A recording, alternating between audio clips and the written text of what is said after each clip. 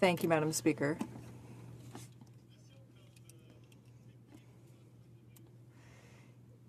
You know, when you talk about hitting a wall or being between a rock and a hard place, I think these are expressions that currently describe the situation that we are in when it comes to cannabis being illegal.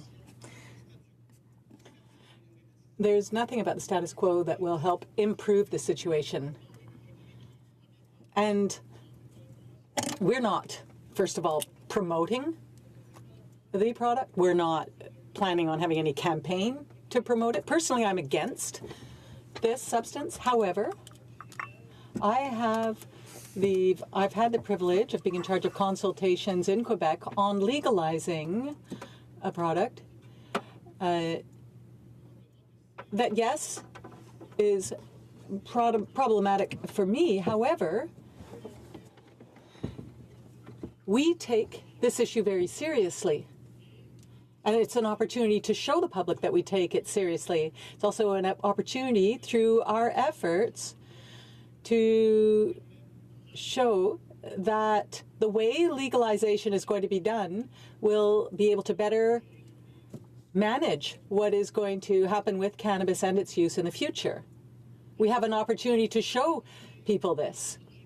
Generally speaking, consultations raised the same issues, and the concern of people was heard. And in response to their concern, we said to keep expressing them, because that is how we will be able to deal with them. We will need to monitor this situation. We will need to see how it evolves. Now, what was illegal before, under 18 years of age, will still be. What was harmful to health is not all of a sudden simply fine. Doesn't all of a sudden become healthy. And thanks to the efforts of the Minister of Health, this will be a problem that will be monitored, and we will be able to avoid the kinds of problems we've seen in the past. That is to say, illicit products that people have no idea of what it contains and what happens when they put it in their system. Now, a lack of action on the part of a government, given this kind of problem, given this public health issue, a lack of action given, for example, the activities of criminal gangs in dealing with cannabis, inaction on the part of a government would simply be delinquent on our part, would be skirting our responsibilities, because the status quo would give us the worst possible outcomes. It would lead to a complete loss of control, and we need to be able to limit the consequences. So let's be very realistic here. In my former career, I had an opportunity to work on files involving criminal networks. We've seen the products that are out there, and we know that obviously criminal gangs aren't all of a sudden going to disappear when legislation is brought in. It will be the job of government, of police services, of various organizations to ensure that we're able to reduce the participation of criminal gangs to the greatest extent possible. Legalizing use means this. It means that we'll be able to better focus our energy in those most important areas. For example, organized criminal activity in schoolyards is absolutely unacceptable. We need to make sure that doesn't happen. In our consultations, we heard, I can get something in 15 minutes. That's what we heard people say. It's so accessible, so we need to act. So legalizing, it doesn't just take care of everything. It doesn't, making it accessible and legal It doesn't solve everything. The goal is not to simply get better, for example, get better situations, for example, in the courts. That's not our only goal. This is a more complex matter. Right now, we have no control. And people have no control because they are consuming unknown products and they're risking their lives.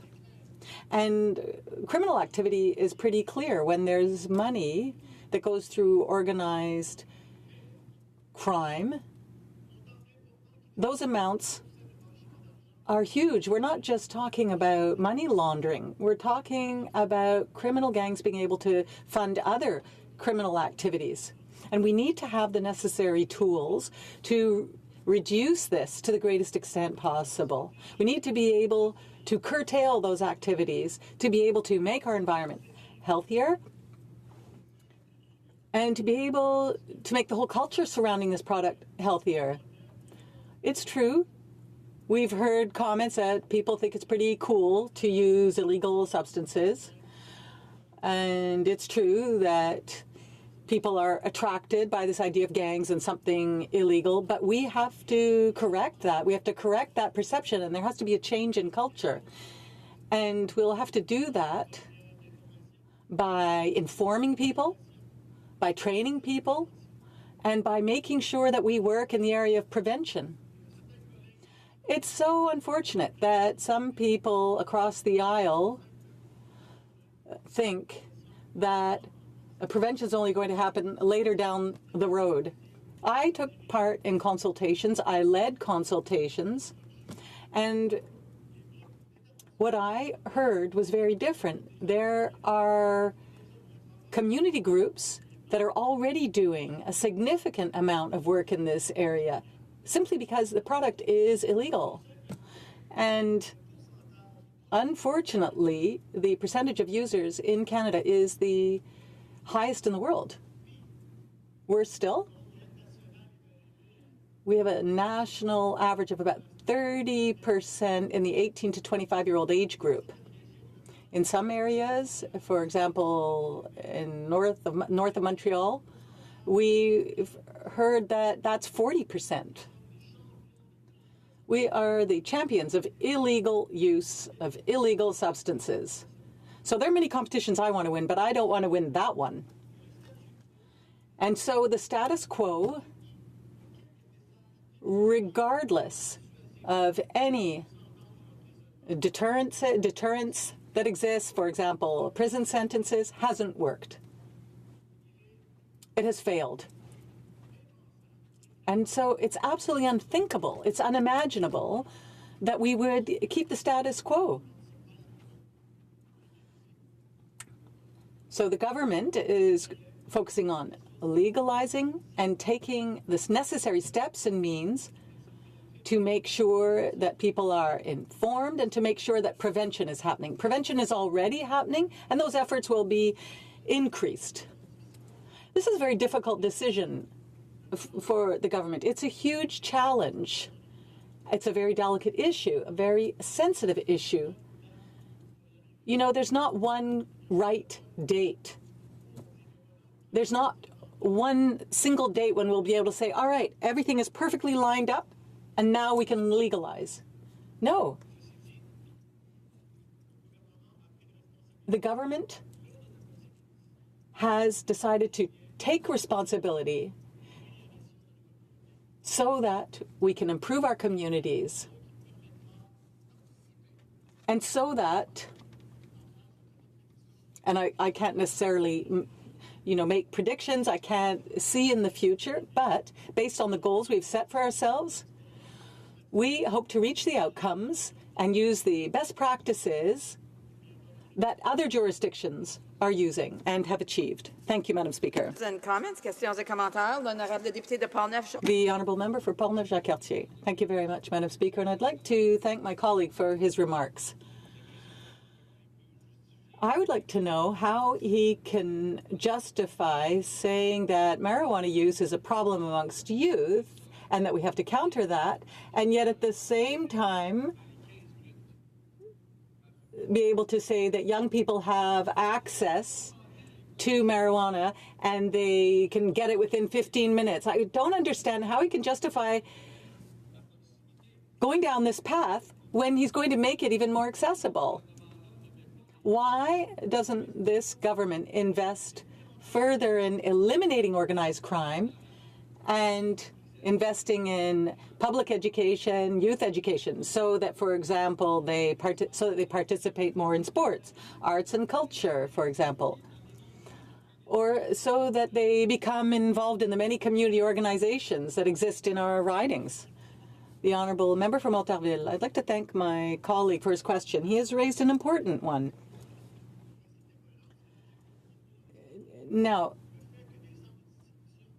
there will be legal distribution centers, yes, but that doesn't necessarily mean that people will consume more. They already consume more than anyone else in the world. It's very, very clear, and we're going to make it even clearer that when it is forbidden to incite young people to use, to sell to those young people, it was illegal before and it will be illegal afterwards. So young people will not have greater access to an illegal product. They can't buy more alcohol than before. They can't buy more cigarettes than before.